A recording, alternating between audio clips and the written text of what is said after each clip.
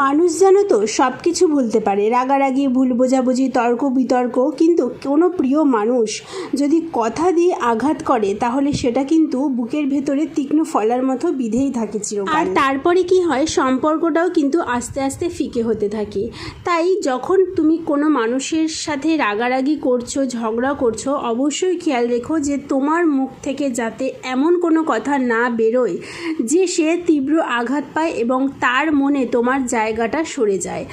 এখন আমি রেগে গেছি কেন জানো? এখন রাত 8:30 বাজে। এখন আমার বর বলছে চলো মটন কিনতে যাব। তাই একটু মাথাটা গরম হয়ে গেছিল, তারপরে মটনের ঝোল খেয়ে মাথাটা একদম ঠান্ডা হয়ে গেল। আমি চলে এলাম রাতের বেলা স্কিন কেয়ার করতে। রাতে আমি অবশ্যই স্কিন কেয়ার করে ঘুমাই। তোমাদেরকেও সাজেস্ট করব যে রাতের বেলা অবশ্যই নিজের যত্ন নিও, সারাদিনের ক্লান্তি দূর হয়ে যাবে জানো। আমার এই ছোট্ট মিনি ব্লগটা ভালো লাগলে লাইক করো, সাবস্ক্রাইব করে পাশে থেকো। সবাই ভালো থেকো, টাটা, বাই বাই।